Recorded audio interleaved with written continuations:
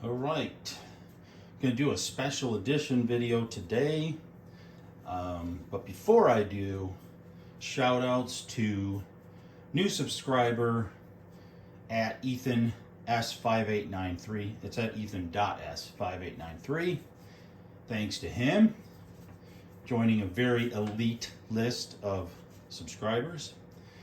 Thanks to at Jimmy-V9W2Y for commenting on one of the videos. Shout out to at Xavier Wren, that's XAVIERWREN02, for putting me on his shout out list. Very nice of him. Go check his site out. He does breaks and content as well.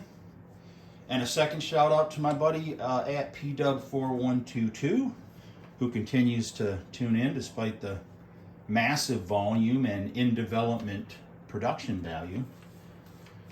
I'm going to do a little bit different video here because my Walmart order hasn't quite arrived. So what we're going to do is we're going to go look at a binder here. Let me make sure I can get the camera in the proper. Now, mainly my collection is baseball. I have a very tiny amount of hockey and a very tiny amount of basketball, and I have some football primarily from the late 80s, early 90s. So what I'm going to do is I'm going to go through the football binder and look at some of the content. Now remember, this is still, even though it's football, it's still considered the junk wax era. And so there's a lot of these cards, if they're in this binder, it means they don't really have a lot of value right now. Almost every card in here is either a rookie or a near rookie. And there's going to be some decent names. For example, we have Eddie George. His 96 draft pick, 40th anniversary tops. Derek Brooks of the same year. We have some, I guess they're front and back in this one, so I'm going to pull back here. And we have some Fleer. Don Beebe, if you remember him, good wide receiver for the Bills during their Super Bowl years. We have, let's see here, there's a Terry Glenn, first round, number one pick, Fleer, 96, or is that 95? 96.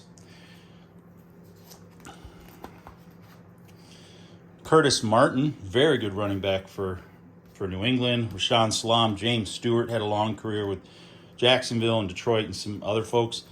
Tyrone Wheatley, one of the better prospects to come out of Michigan. The state of Michigan, not just the University of Michigan. Another Michigan guy, Tim Biakabatuka, Lawrence Phillips. Now we're into 91 Score. Very simple design, very typical of Score. Here's some Score, I want to say it's Score Select or Score Paper, I don't know what they called it. Wayne Corbett, one of the better wide receivers for the Jets.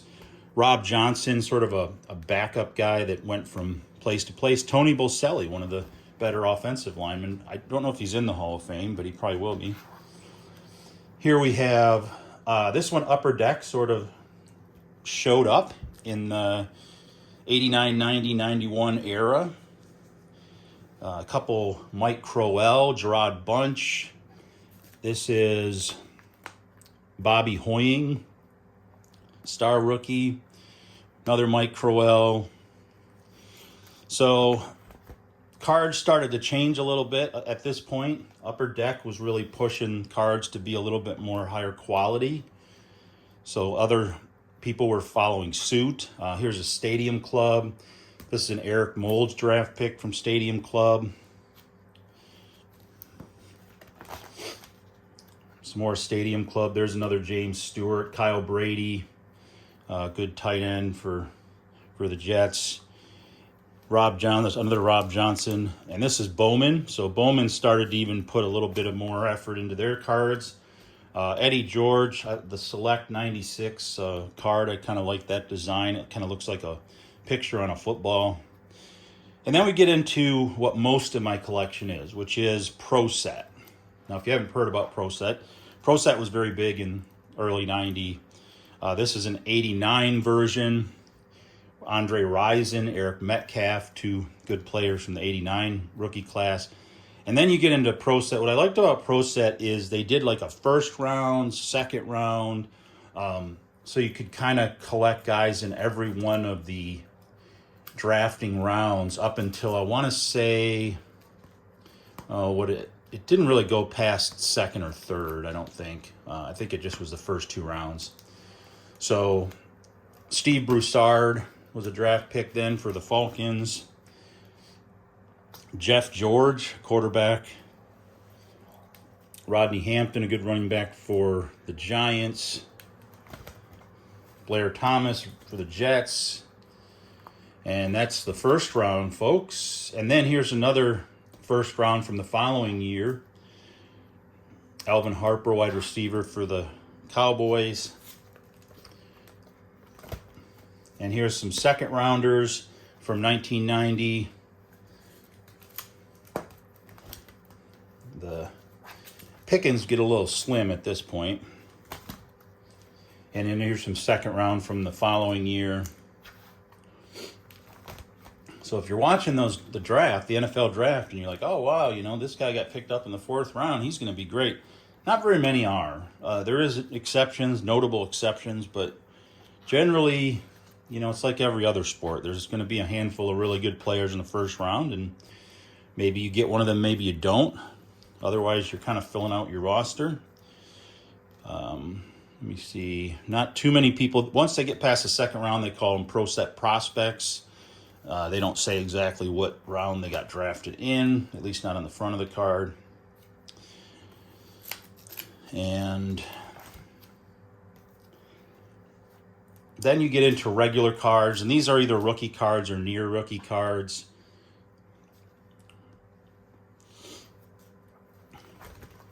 Pro Set, very simple design. I kind of liked it. I think that it had some advantages for grading because it didn't have a vertical border on the side. So here you got Rich the Cannon Gannon, Jim Dombrowski, who later on went on to be a GM for the Lions. There's a Jim Harbaugh in his early career with the Bears. Michael Haynes, a good receiver for Atlanta. Jeff Hostetler, who was a backup guy for a while. Haywood Jeffries in the old Oilers uniform. Bill Romanowski. Here's a Frank Reich, another guy that was a backup for many years.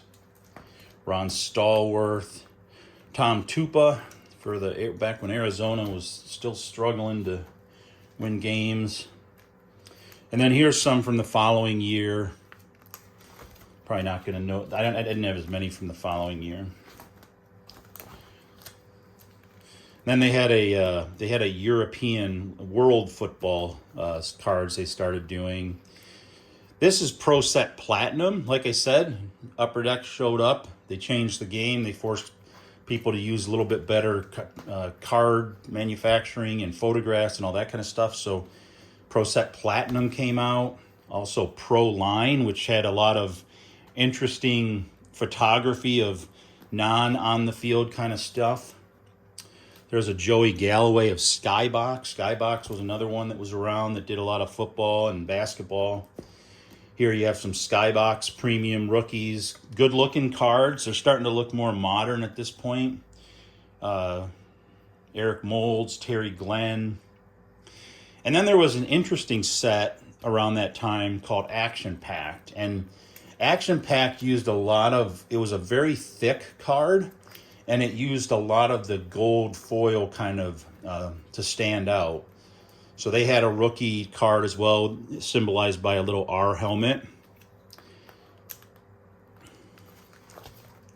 And They were a decent card. I mean, they're actually very like 3D. Like you can feel the image on the card.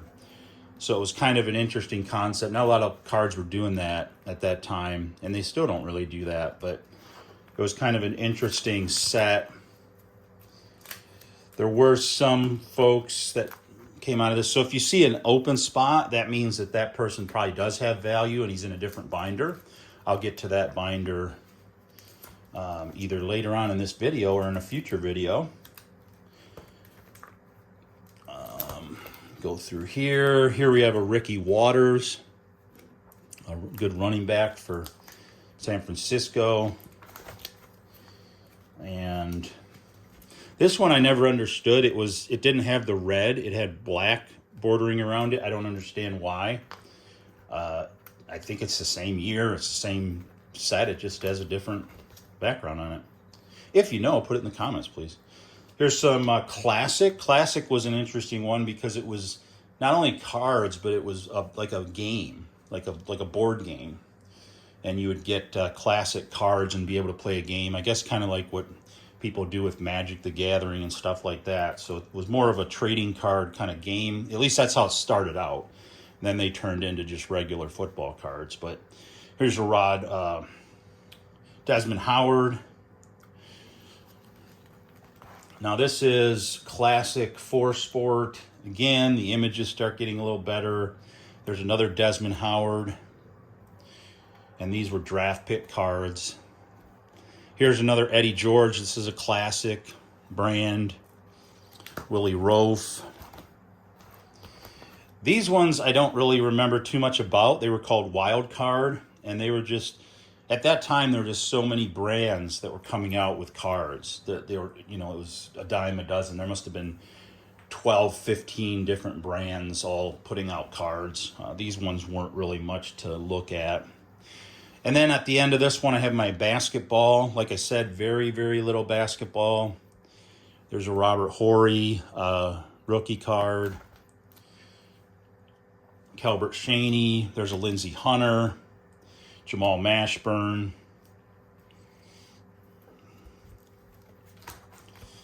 And after we get out of the Fleer Ultra, which I thought was a pretty nice looking basketball card. I just never really got into basketball very much. This was kind of the standard basketball card when I first started collecting. This was the NBA Hoops. That's the name of what they were. Here's an Alexander Volkov, a Vlade Divac, rookie cards. Here was Skybox. Like I said, they also sort of moved into basketball as well as football. Here's some more Classic draft picks. There's Tom Gugliotta and Charles Outlaw. Now we get into the hockey. Very little hockey. There's a Vyacheslav Kozlov rookie. Patrick Poulin rookie. And that was pretty much it for hockey. I mean, I did like this set. This was the pro set version for hockey. There's a Tim Chevalier rookie, Jeff Hackett, Mats Sundin, Dmitry Kristich pro set from the following year, Eric Weinreich from that year. I did have some Classic 4-Sport draft picks. There's another Victor Kozlov, Kirk Maltby, Ray Whitney, Chris Groton from the following year Classic. And that's pretty much it. So all my football and basketball pretty much go in this one binder. But I'm going to show one more thing before I end the video. And that is,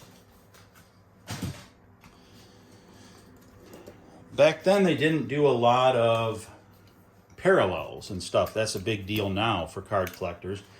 But I do have a binder of cards that are special in some way. There's something about them that makes them a little bit more rare than just a regular card. So here we have some NFC Championship game, AFC Championship game. These actually were cards you could get at Shell gas station. And these are select Fierce Force cards, which were kind of like inserts. Here we have a gold foil one before that became a normal thing. These were some really cool looking upper deck cards they had back then. There's a Jim Kelly, Cordell Stewart, kind of shiny refractorish cards. This one was a really cool. You see this a lot now with parallels and stuff, but this was a Bob Christian, almost, I guess you would almost call it a parallel. They weren't really numbering the cards back then. This is probably my favorite card. That's why it's on my mat. It's the big card on the mat here. That was a Santa Claus short print insert that ProSet did for football. They did it in '89 and they did it in '90. I don't know what other years they did it. And here we have a Member's Choice, Mark Clayton. There's an Alfred Williams. This one I think was put out by Pinnacle, but it was part of some kind of a insert set. And these were the kind of cool. These were Monsters of the Gridiron cards that you got in like cases of Coke and Diet Coke and Coca-Cola products. And they were called Coca-Cola Monsters of the Gridiron, and they came out around Halloween time, essentially having the players dress up in costumes.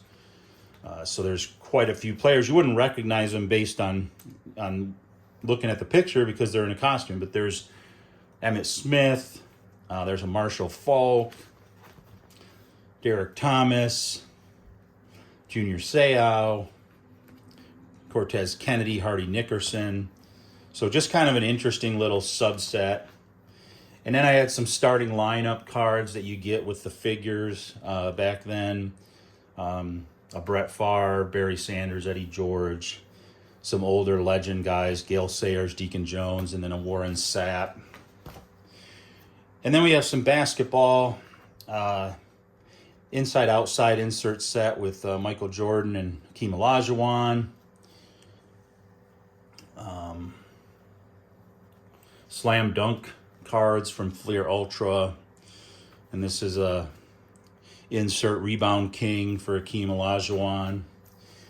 These were cards that came out through McDonald's, basketball cards that McDonald's put out. I believe they were originally made by the NBA Hoops card company.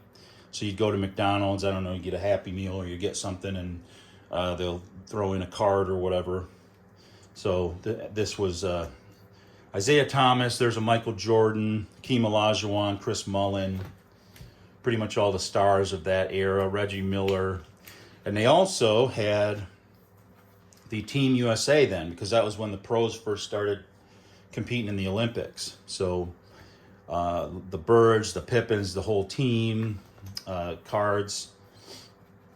Then I have some upper deck in here. Here's an NBA on NBC, Skybox card. This was a Christian Laettner draft pick card that had like a silver foil on it. And then I get into some hockey. These are some Sports Flicks hockey cards that you got through Little Caesars.